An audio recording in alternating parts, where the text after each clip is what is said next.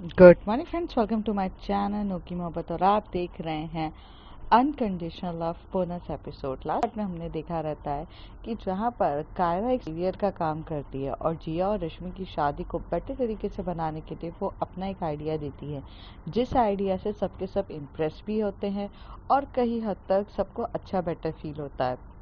उसके बाद वो अपने डैड के पास जाते ही है और अपने डैड को बोलती है कि जिया और रश्मि मैम की शादी के लिए आप उनके लिए रिसॉर्ट बुक कर दें, और उस तरीके से रिसॉर्ट बुक कर देते हैं। ये तीनों के तीनों, कायरा, रश्मि और तीनों के तीनों बहुत अच्छे से स्टार्ट कर देते हैं शॉपिंग करना, चीज़ें डिसाइड करना कि शादी में कौन सी लगेगी, क्या डेकोरेशन किस तरीके से होना लगता है, हर एक चीज़ के बारे में बात करने लगते हैं। और दूसरी तरफ जो हमारी जो रिद्धि रहती है वो अंकल आंटी के साथ बहुत मैच्योरिटी वाली बातें करती है। उस बीच में उसे फ़ोन आता है और प्रिंसिपल सर बुला लेते हैं, और जिसमें जिया खुद भी जाती है। अब उसके आगे प्रिंसिपल के ऑफिस में बैठते से ही सर बोलते, तुम यहाँ क्या कर रही हो जिया? तभी वो बोलती कि सर, कॉलेज भी तो मेरा ही है और आपने मुझे बुलाया तब मैं रिद्धि के साथ ही थी। अब रिद्धि मुझे बीच रास्ते पे छोड़ के थोड़ी ना जा सकती है, तो इसलिए मैं भी उसके साथ आ गई। कुछ ज़रूरी बात करनी थी क्या सर, जो मेरा आना ज़रूरी नहीं था? तो कहते हैं नहीं नहीं, ऐसी कुछ बात नहीं है, अब तुम आ गई हो तो बैठ ही जाओ। तो फिर रिद्धि बोलती, हाँ सर आपने मुझे बुलाया था। तो इससे पहले सर कुछ बोल पाते, तभी वहाँ से जिया कह देती है, सर आपको पता तो है ना रिद्धि तो छुट्टी पर है और आप उसकी छुट्टी कैंसिल करके बुला रहे हो। आपको पता नहीं है क्या, रिद्धि की अभी नई नई शादी हुई है, थोड़ा वक्त उसे बिताने दीजिए सर।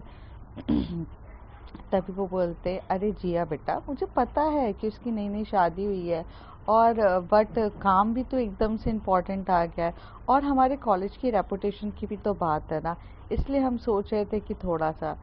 तभी वो बोलती है धीरे से, जिया की जब देखो कॉलेज के रेपुटेशन के चक्कर में हमारी बैंड बजाता है, खुद तो कुछ काम करता नहीं, बस सारा क्रेडिट लेकर जाएगा।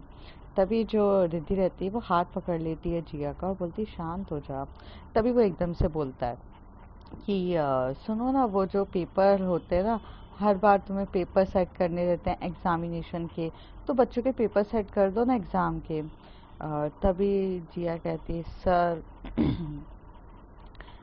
रश्मि और मैं शादी कर रहे हैं, और अगर रिद्धि यहाँ पर अगर सेट करने पे लगी जाएगी पेपर, तो हमारे यहाँ की शादी की तैयारियाँ कौन करेगा? तभी वो कहते हैं कि तुम और रश्मि एक साथ शादी कर रहे हो। अरे क्या यार, इतनी बड़ी फ्रेंडशिप तो मैंने आज तक नहीं देखी है कि रश्मि और जिया दोनों एक ही साथ शादी कर रहे हो। मतलब ट्रू फ्रेंडशिप तो इसे कहते हैं। तभी जिया ऐसे लुक देकर बोलती है, हाँ सर, शादी तो एक साथ ही करेंगे ना जब एक दूसरे से कर रहे हैं। तभी वो एकदम से शॉक्ड हो जाते हैं और एकदम से बोलते, क्या तुम तुम दोनों आपस में शादी कर रहे हो? हमें ये कैसे हो सकता है? और ये क्या है, तुम दोनों को लड़के नहीं मिल रहे थे क्या? सर ऐसे बोलने लगते हैं। तभी रिद्धि भी वहां पे खड़ी रहती है, उसके फेस का एक्सप्रेशन देख के वो भी थोड़ा डाउट में हो जाती है, पर वो कुछ नहीं कहती है। तभी जिया कहती है, सर आप तो ऐसे बोल रहे हो जैसे कि मैं आपकी शादी जबरदस्ती करा रही हूँ, और आप तो इस तरीके से डर रहे हो। हाँ, आपके साथ जबरदस्ती नहीं करवा रही हूँ शादी, ये तो मेरी और रश्मि की चॉइस है, हम दोनों एक दूसरे से प्यार करते हैं तो हम शादी कर रहे हैं। तभी वो प्रिंसिपल बोलता है, ये कब हुआ और कब से चल रहा है तुम दोनों का? तो वो बोलती, क्यों सर पार्टी दोगे क्या? हाँ, बहुत साल से चल रहा है, एटलीस्ट 6 साल तो हो ही गए, और उससे पहले हम बहुत अच्छे बेस्ट फ्रेंड थे, तो इन शॉर्ट हमारा बहुत टाइम से चल रहा है सर, क्या करोगे जानकर आप? तो वो कहते हैं कि देखो जिया, मेरी बात को ध्यान से सुनो, तुम लोग प्रोफेसर हो। तो वो बोलती हाँ तो कहते अरे प्रोफेसर को एक एक मिसाल सेट करनी चाहिए अपने स्टूडेंट्स के लिए, उन्हें ये बताना चाहिए सही और गलत क्या है, वो जो करेंगे वही तो बच्चे सीखेंगे। अब तुम ये तो गलत कर रहे हो ना, दो प्रोफेसर एक साथ शादी करोगे तो ये तो गलत चीजें सेट कर रहे हो, ये तो बिल्कुल बहुत गलत है। बच्चे ये जब देखेंगे तो उन्हें कितना बेकार लगेगा कि ये क्या चल रहा है। तभी जिया हंसती है और चुपचाप होकर सुनती है। तभी प्रिंसिपल कहते हैं कि तुम हंस क्यों रही हो? तो कहती है, सर मैं आंसर दूंगी, और बहुत अच्छे से आंसर दूंगी। पहले आप अपना बताइए तो सही, कंप्लीट तो करिए, फिर मैं दूंगी आंसर। कहते देखो तुम जैसा करोगी वैसे ही लोग सोचेंगे, और मैं नहीं चाहता कि यहाँ पर मैं ऐसा एग्जाम्पल सेट करूँ कि दो लड़कियां एक दूसरे से शादी कर रही है, फिर कल दो लड़के एक दूसरे से शादी कर रहे हैं और लोग शादी कर रहे हैं। आई मीन शादी तो पर्सनल चॉइस है, बट तुम लोग किस तरीके से ये दे रहे हो कि लड़का लड़की के बीच में होता था, हमने तो यही सुना था हमारे ज़माने में, और अब तो तुम्हारा ज़माना ही बदल रहे हो, तुम कुछ भी कह रहे हो। तो जिया हंसती है और बोलती है सर रिलैक्स। एक तो पहले ना आप इतना टेंशन लेते हो ना, इसकी वजह से आपके बाल ही चले गए और आप वैसे ही टकले हो चुके हो। और ज़्यादा टेंशन लोगे ना तो ये जो साइड के बाल है ना ये भी चले जाएंगे। फिर ये मत कहना कि जिया ने पूरा ही टकला कर दिया और फिर आप इसका भी जिम्मेदार मुझे ही ठहराओगे। तभी वो एकदम से कह रहे थे ये कैसी बकवास बातें कर रहे हो। एग्जैक्टली वैसी ही बकवास बातें जो आप मुझसे कर रहे हो अभी, जिसका कोई सेंस नहीं निकल रहा है।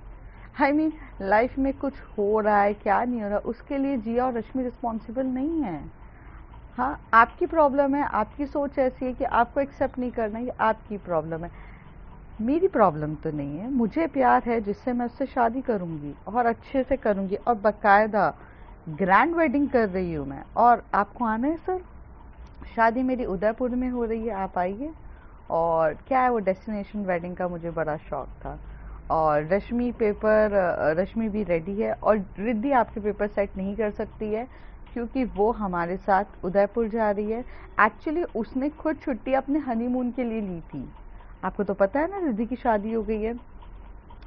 तो वो बोलते हैं हाँ रिद्धि की तो शादी हो गई है, मुझे पता है, वो जिगर से हुई है ना। हाँ वो जिगर से हुई है। तुम अपनी फ्रेंड को देखो, उसने भी तो एक लड़के से शादी करी, क्या प्रॉब्लम है।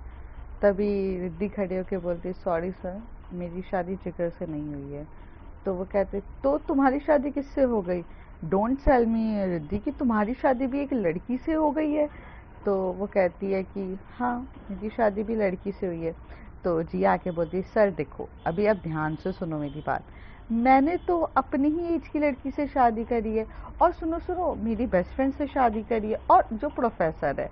पर आप रिद्धि का सुनोगे तो आप फिर अभी जितना सुन के ऐसा करंट लग रहा है, फिर तो आप हॉस्पिटल में ना पहुंच जाओ और उसका बिल मैं नहीं भरूंगी क्योंकि मेरे पे इल्ज़ाम मत डालना, वैसे मेरे खर्चे बहुत है। तो कहते क्या कहना चाहते हो तुम। तो कहते अरे रिद्धि ने तो अपने स्टूडेंट से ही शादी करी है, अब क्या बोलोगे आप। तो रिद्धि के तरफ ऐसे सर एकदम हैरान वाली नज़रों से देख रहे रहते हैं। और सर सुनिए सबसे बड़ी बात, एक राज की बात बताती हूँ, स्टूडेंट लड़की है। ये सुनकर तो सर के कानों में से खून निकलने वाली स्थिति हो जाती है प्रिंसिपल की, और वो एकदम से सीट पे ऐसे बैठ जाता है। फिर वो एकदम से ऐसे देखने लग जाता है, क्या कह रहे हो तुम लोग, मेरे काबिल स्टूडेंट, मेरे काबिल प्रोफेसर्स हो, और ये तुम लोगों ने क्या कर दिया, तुम क्या कर रहे हो, ऐसे जोर जोर से चिल्लाने लगते। तभी तभी जो रिद्धि रहती है वो खड़े होकर बोलती है सर आई थिंक आपको रेस्ट करना चाहिए, कुछ चीज़ों को डाइजेस्ट करने में टाइम लगता है, आप कर लीजिए डाइजेस्ट, हमें चलना चाहिए। जिया चलो। तभी जिया बोलती अरे रुको रिद्धि, आई मीन रुक यार, वेट। सर एक बात मुझे आपको बोलनी थी। एक वर्ड है जिसे हम बहुत ज़्यादा यूज़ करते हैं जिसे कहा जाता है हिपोक्रेसी। हिपोक्रेसी की भी हद होती है, ये तो हमारे खुद के पीएम ने भी बोला था कि हिपोक्रेसी की हद होती है। मतलब अगर मैं एक छोटा सा एग्जाम्पल देना चाहती हूँ, अगर आपकी इजाज़त हो तो सर। तभी दीदी कहती नहीं जिया, तो कहते अरे रुक ना, अरे प्रोफेसर है हम बिना एग्जाम्पल के लोगों को समझाते नहीं हैं, प्रैक्टिकली करके दिखाना भी हमारा फ़र्ज़ होता है। अब इनके सामने मैं तो प्रैक्टिकली उदयपुर में कर रही हूँ, बट थोड़ा सा समझा देती हूँ। सर आज से कुछ साल पहले मैंने एक हमारी प्रोफेसर थे, मैं इसी कॉलेज से पढ़ी हूँ, आपको याद है सिंघानिया। तो कहते हैं हाँ, उन्होंने ही अपनी प्रोफेसर से शादी कर ली, उन्होंने ही अपनी ही कलीग से शादी करी थी जो भी प्रोफेसर हैं। मतलब दे मैरिड ईच अदर, और वो दोनों आते थे कॉलेज और हम लोगों को पढ़ाते थे। तब उस समय आप भी शायद से मतलब टीचर ही थे, अभी तो आप प्रिंसिपल बने हो, बट उस समय आप भी टीचर थे। तब आपको तो उन दोनों की जोड़ी बड़ी अच्छी लगती थी और कहते थे मेड फॉर ईच अदर वाला। और अभी आप प्रिंसिपल बन गए हो तो आपके लिए ये गलत है। तो कहते अरे वो लड़का लड़की की शादी थी। तो कहते एग्जैक्टली यही तो हिपोक्रेसी है। दो प्रोफेसर एक दूसरे से शादी कर सकते हैं, बट कंडीशन ये कि वो एक लड़का और एक लड़की होने चाहिए। ये रूल सेट किसने किया सर? प्रोफेसर तो प्रोफेसर होते हैं, उसमें थोड़ी ना जेंडर देखा जाता है। जब आप किसी को हायर करते हो तो आप ये थोड़ी ना डालते हो कि भाई मुझे फीमेल प्रोफेसर चाहिए या मुझे मेल प्रोफेसर चाहिए। आप तो चुपचाप ये डालते हो ना कि मुझे प्रोफेसर चाहिए विथ नॉलेज, है ना? तो चाहे वो लड़की हो या चाहे लड़का हो, दैट्स गुड। तो आप उस हिसाब से अभी ऐसे क्यों सेट कर रहे हैं? और अभी आपका क्यों हो रहा है कि एक लड़का और लड़की है? ये तो कहीं पर भी रूल लिखा नहीं है। आप तो छोड़ो, हमारे कॉन्स्टिट्यूशन में भी ये रूल नहीं लिखा है। हाँ, गे मैरिजेस अभी तक लीगल नहीं हुई है, पर गे मैरिजेस को या लेस्बियन मैरिजेस को अब एज अ क्राइम भी कंसिडर नहीं किया जाता है। सर वो क्या है ना, प्रोफेसर बने हैं हम और हमारा नॉलेज तो बढ़ रहा है, लेकिन आप जब से प्रिंसिपल बन गए आपका नॉलेज पूरा डाउन हो चुका है। तो एक बार ना 377 सेक्शन भी पढ़ लीजिएगा, तो आपको थोड़ा बहुत चीज़ें आइडिया हो जाएगी। और एट करंट आपको मैं इतना बता देती हूँ कि बहुत सारी जगह पर जो एलजीबीटी कम्युनिटीज़ के लिए चेंजेस हो चुके हैं, बहुत चेंजेस हो चुके हैं। उनको बहुत सारे राइट्स, लीगल राइट्स भी मिल रहे हैं, जिसके बारे में अभी एट प्रेजेंट केस भी चल रहा है सुप्रीम कोर्ट में, और सब धीरे धीरे जजमेंट्स आ रहे हैं। आप वो सब भी देख लीजिए, तो आपको पता चल जाएगा कि क्या क्या चीज़ें हो रही हैं। बट अपनी हिपोक्रेसी अपने तक रखिए, क्योंकि मैं आपके ये हिपोक्रेसी को हैंडल नहीं कर सकती हूँ। क्योंकि once the two girl get married, that is wrong, and once one boy and girl get married, whether they are professor, they are eligible. Sir rule change करिए, चीज़ों को चेंज करिए, आगे जाएंगे बहुत कुछ चेंज हो जाएगा। नई सोच से बढ़ेगा इंडिया, ठीक है? नई सोच, प्यार वही होना चाहिए सर। ये बोलकर वहाँ से वो रिद्धि का हाथ पकड़ के जाती है। तभी सर कहते हैं रिद्धि, तो वो टर्न होकर रिद्धि होती है तो कहती है वो पेपर सेट कर दोगी क्या? तभी जी एकदम से बोलती है अरे सर नहीं कर पाएगी ना, बोल तो रही हूँ शादी है मेरी। आप भी क्या मतलब चाहते हो कि मैं क्या करूँ? और सर ये जो आप अभी जो हमें धमकी देना स्टार्ट कर दोगे कि मैं तुम्हें सस्पेंड कर दूंगा, तुम्हारे साथ ये कर दूंगा, जो करना है कर लो, गवर्नमेंट ऑफिस में हो, किसी का आगे बोलना नहीं चाहती हूँ सर, कुछ नहीं उखाड़ सकते मैंने। और मेरे पास करेक्ट राइट है कि आई एम गेटिंग मैरिड, और वो अपनी मैरिज में वो छुट्टी की एप्लीकेशन पहले दे चुकी है और वो उसकी छुट्टी रद्द नहीं की जाएगी। और मैं छुट्टी के लिए डाल रही हूँ और रश्मि भी छुट्टी के लिए डाल रही है, क्योंकि हम लोग शादी कर रहे हैं। एंड जब हमें कॉन्स्टिट्यूशन हमें शादी करने से नहीं रोक सकता है, तो आप हमें क्या रोकोगे सर? प्यार से समझा रही हूँ, गुस्से का लेवल थोड़ा हाई हो जाएगा मेरा, प्लीज़ ना बढ़ाइए, जाने दीजिए, ठीक है? Bye bye sir. और सर एक बात बता दूँ, हमारे कॉलेज में कुल मिलाकर 50 प्रोफेसर्स हैं। तो उस 50 प्रोफेसर में आपको सिर्फ 3 ही लोग क्यों याद आते हैं? हम 3। तो हम तीनों को साइड में रखिए, फिर भी आपके पास 47 प्रोफेसर हैं। आप उनको यूटिलाइज करिए, उन्हें भी मौका दीजिए। इक्वालिटी सबको मिलनी चाहिए और चांसेस सबको मिलना चाहिए, आप सबको दीजिए। चलिए सर, बाय बाय। और मेरी शादी में आइएगा ज़रूर। Bye bye. तभी ऐसे बोल के जिया हाथ पकड़ के रिद्धिका लेके चली जाती है। रिद्धि वहाँ पर जिया की तरफ देख के बोलती है तू पागल है क्या? तू क्या क्या सुना कर आ गई है? तू क्या क्या बोल कर आ गई है? तो जिया बोलती है हाँ, तो मैं किसी के पापा से डरती हूँ क्या? एक्चुअली मैं बहुत कुछ गंदी लैंग्वेज में भी कह सकती थी, बट क्या करूँ, उस बुढ़े का, वैसे तो सन में उसका चांद है, और थोड़ा सा और बोलती तो हार्ट अटैक से ही चला जाता। और मैं नहीं चाहती थी कि उसको हार्ट अटैक आ जाए, क्योंकि यार शादी से पहले कोई भी अपशगुन काम नहीं करने मुझे। कहा जिया प्यार से भी तो समझाया जा सकता था। क्यों समझाऊं प्यार से रिद्धि?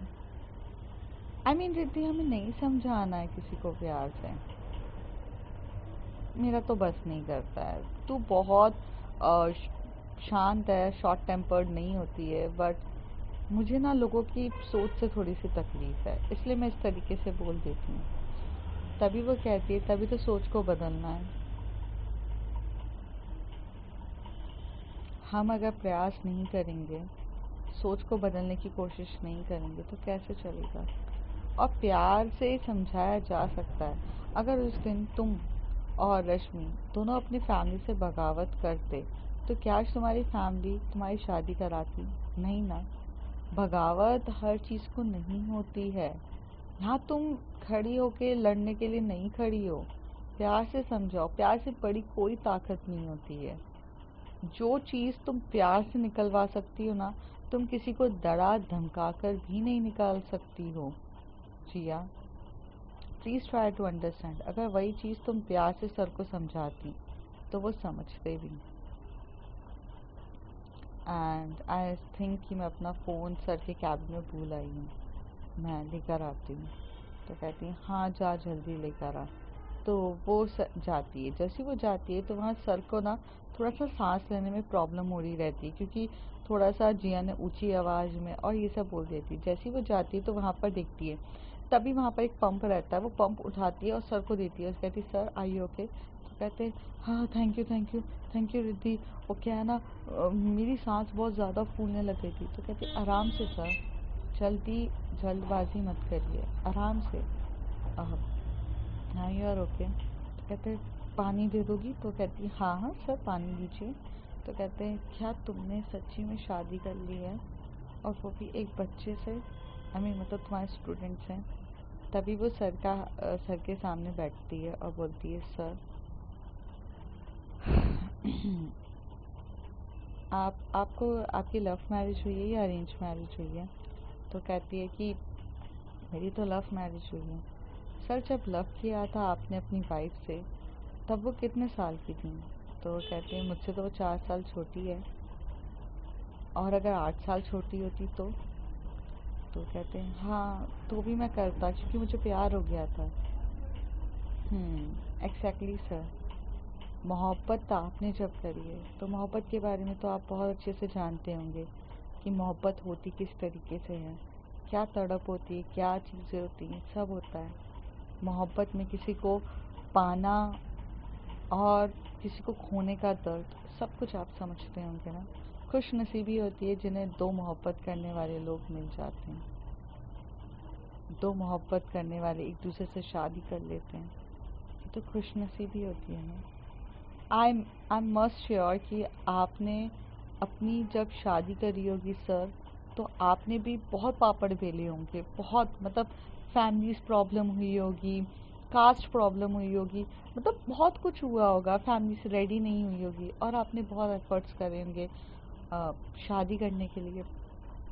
तो सर कहते हैं हाँ मैंने बहुत एफर्ट्स करे थे अपनी वाइफ को, आज जो मेरी वाइफ है उसे पाने के लिए, और मेरे एफ़र्ट्स भी बहुत बहुत ज़्यादा हद तक सही हुए ताकि आज वो मेरी वाइफ बन चुकी है। सर तो मोहब्बत तो आप जानते ही हैं ना, मोहब्बत तो मुझे आपको समझानी नहीं पड़ेगी। हाँ बस इतनी चीज़ है कि एक तरीके का पॉइंट ऑफ व्यू थोड़ा डिफरेंट है बस हमारी और आपकी मोहब्बत में। आपको आपको अपोजिट जेंडर से मोहब्बत हुई है और मुझे सेम जेंडर से प्यार और शादी हुई है, बस यही फ़र्क है। पर प्यार को अगर आप समझते हो तो फिर सब कुछ समझते हो। रश्मि और जिया एक दूसरे से प्यार करते हैं ये उन्हें तब पता चला जब धीरे धीरे उन्होंने अपनी कंपैटिबिलिटी को जाना। जब उन्हें ये चीज़ समझ में आई कि वो एक दूसरे के साथ ही खुश रह पा रहे हैं, वो जब दो अलग अलग लोगों से मिल रहे हैं तो वो इतने खुश नहीं रह पा रहे। जिया ने ऐसा नहीं है कि वो लड़कों को डेट नहीं किया, उसने लड़के को डेट किया, उसका बॉयफ्रेंड था, लेकिन उसे वो कंपैटिबिलिटी, वो प्यार, वो फीलिंग्स नहीं आई। और इस वजह से आज उसे ये जो प्यार सब चीज़ें समझ में आती है, वो आती से रश्मि के साथ है। तो प्यार होता है ना सर। और बस जेंडर का फ़र्क है, पर मोहब्बत में ना सब कुछ जायज़ होता है, आप तो जानते हैं। तो फिर कैसे आपको मैं समझाऊं? तो कहते पर Riddhi, I mean same gender के लोगों का कोई फ्यूचर भी तो नहीं होता। सर आपने सही कहा। अगर हम प्राकृतिक तरीके से देखें तो दो लड़कियों का कोई फ्यूचर नहीं होता, बिकॉज वो आने वाली एक नई जनरेशन को पैदा नहीं कर सकते हैं दो लोग मिलकर। मतलब सेम गर्ल गर्ल कैसे नई जनरेशन को आगे लेकर आएंगे? ना वो प्रेग्नेंट हो पाएगी, ना वो कुछ करेगी। तो वो कहते हैं हाँ एग्जैक्टली। तो कहते हैं हाँ, बट कभी कभार प्यार से बच्चे पैदा करना या उनको पालने से नहीं होता है ना। प्यार तो प्यार होता है। प्यार तो एक हमसफ़र के साथ पूरी ज़िंदगी बिताने का होता है। हम अपने जीवन को एक स्ट्रॉन्ग करने और एक नए लोगों को लाने के लिए हम बच्चे पैदा करते हैं। बट कुछ लोग आपने देखा होगा कि कुछ मैरिड कपल्स होते हैं जो बॉय और गर्ल होते हैं, बट वो कभी बच्चा पैदा नहीं करते क्योंकि उनको नहीं चाहिए। तो ये all about the personal choice होती है। और किसने कहा सर दो लेस्बियंस और दो गे अपने बच्चे पैदा नहीं करते हैं? गे लोग सैरोगेसी मदर कर लेते हैं और लेस्बियंस जो होती हैं वो टेस्ट ट्यूब बेबी कर लेती हैं।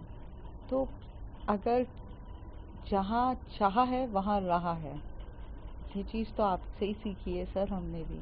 जब आप हमें पढ़ाने आते थे तो आप हमेशा से कहते थे कोई भी चीज़ इम्पॉसिबल नहीं होती है या कोई भी चीज़ कहीं ख़त्म नहीं होती है। आप हमेशा से एक ही चीज़ कहते थे, जहाँ तुम्हारे मन में चाह है तो वहाँ तुम्हारे लिए राह निकलेगी। और आपका ही चीज़ हम फॉलो कर रहे हैं। तो सर आपकी चीज़ से सब कुछ होगा। और प्यार तो आप अच्छे से जानते हैं सर। और मैं माफ़ी चाहती हूँ कि जिया ने आपसे थोड़ा सा गुस्से तरीके से और गलत तरीके से समझाया। उसे समझाने का उसका तरीका थोड़ा सही नहीं था। वो प्यार से आपको समझा सकती थी, बट वो नहीं समझा पाई। उसके लिए मैं आपसे माफ़ी चाहती हूँ। तो वो कहता है नहीं नहीं इट्स ओके। जिया भी शायद से पीयर प्रेशर में होगी, लोग उसको हज़ार क्वेश्चन पूछ रहे होंगे। मैं समझ सकता हूँ कि उसके ऊपर क्या बीत रही होगी कि सब एक ही क्वेश्चन, क्या you getting married with a girl? बहुत मुश्किल हो जाता है। और सारे लोगों के सवालों के जवाब देना और भी ज़्यादा मुश्किल हो जाता है। जब मैं मेरी वाइफ के साथ शादी कर रहा था तब हुआ ऐसा था कि मुझसे सब बोलते थे कि तुम अदर कास्ट कर रहे हो, अदर कास्ट कर रहे हो, अरे वो तो तुम्हारे लायक ही नहीं है। और मैं सबके सवालों के जवाब दे दे के थक जाता था। तो मैं समझ सकता हूँ कि क्या फेस कर रही होगी जब वो तो सेम जेंडर शादी कर रहे हैं। तो उसे कितना प्रॉब्लम होगा और कितनी फ्रस्ट्रेटेड होगी। तभी वो कहती है हाँ सर, वो बस यही चीज़ से फ्रस्ट्रेटेड है और कि लोग उससे यही सवाल पूछ रहे हैं। तो आई एम सॉरी सर, उसने आपके साथ थोड़ी बदतमीजी करी। तो कहते नहीं मैं समझता हूँ। फिर वो उठ के जा रही है जारी रहती है रिद्धि। तभी सर बोलते हैं तुम्हारी शादी किससे हुई है? तो वो कहते हैं कि सर आप कायरा मिश्रा को जानते हैं? कहते हैं हाँ वो कायरा मिश्रा जिसको तुमने हमेशा से मेंटोर किया था। ओह तभी तुम मेंटोर करती थी। That did you love her from day one? तो वो रिद्धि स्माइल करके बोलते हैं yes sir, from day one I love her and she don't love me but she agree after some time. हाँ, वो इन दोनों के बीच में मेरे को सुनने में भी आया था कि मयंक और इन दोनों के बीच में लड़ाई भी हुई थी एंड मयूर उसका बॉयफ्रेंड था। उसे कंफ्यूजन थी ना, तो उसे डाउट क्लियर करने के लिए मयंक और मयूर ने किया। सो you are dating from that time? Yes sir, I'm dating from that time. Okay, so now you are very happy with her? हाँ सर मैं बहुत खुश हूँ। ओके सर शादी में आइएगा ज़रूर। कहते हैं हाँ हाँ ठीक है आऊँगा, और ये बोलकर वहाँ से वो चली जाती है। रिद्धि का एक नेचर बहुत अच्छा था। रिद्धि बहुत चीज़ों को समझाते टाइम शांति से, एकदम शीतलता की तरह समझाना पसंद करती है। वो जिया की तरह एग्रेसिव होकर नहीं समझाना चाहती थी। जिया ने भी वही चीज़ समझाई थी, पर जिया की बात सर को बुरी लग गई और उनकी सांस फूलने लग गई। पर वही चीज़ जब रिद्धि ने प्यार से समझाया तो एक इज्जत, एक कायम, वो सब चीज़ें रहीं। तो इसलिए रिद्धि हमेशा से कहती है कि प्यार से बड़ी ताकत कोई भी नहीं होती है। प्यार से तो बहुत कुछ काम निकलवाए जा सकते हैं। जिया के पास जब रिद्धि जाती है तो जिया बोलती है कि क्या तू समझाने बैठ गई थी? तो वो कहती है एक्चुअली सर को अस्थमा का अटैक आ गया था। ठीक है कि नहीं, चल तो नहीं गए? तो कहते शट अप, तू तू ना उनको ऊपर ही पहुंचा कर रहेगी, और जिस दिन तेरी हरकतें ना इस तरीके से, एक दिन उनको लाइफ हार्ट अटैक आता हुआ देखूंगी मैं तेरी वजह से। तो कहती कुछ नहीं होने वाला उनको, छोड़, चल बैठते हैं। तो फिर वो दोनों स्कूटी पे बैठते हैं और घर की तरफ निकल जाते हैं। तो वो जाते हैं तो कायरा के घर पर ही जाते हैं, वहाँ पर बैठते हैं। तभी रश्मि पूछते कि क्या हुआ, तुम दोनों को इतना टाइम क्यों लग गया आने में? तो वो कहते कि कुछ नहीं। तो रिद्धि कहती है कि तुम लोगों ने डिसाइड किया कि नहीं? तो वहाँ से कायरा आकर बोलती है आपको सर ने काम दे दिया क्या, प्रिंसिपल सर ने? तो कहती है, तभी जिया कहती है दे रहे थे पर मैंने इनकार कर दिया। तो वो जिया मैम के पास जाती है, थैंक यू मैम आपने इनकार करने के लिए, वरना वो तो काम पर ही लगा देते और पूरी शादी में सिर्फ और सिर्फ हम ही तीन को एंजॉय करना पड़ता, ये तो काम ही करती रहती। तो कहती हाँ इसलिए तो मैंने हटा दिया, मैंने बोल दिया कि हम नहीं करेंगे काम, हमारी शादी है। एंड तभी रश्मि बोलती है हाउ द सर रिएक्ट? तो वो कहती है कि बहुत गंदा रिएक्शन था उनका कि तुम लड़की से शादी कर रहे हो, ऐसे कर करके मुझे बहुत कुछ सुनाया। जिया सारी बातें बता देती है।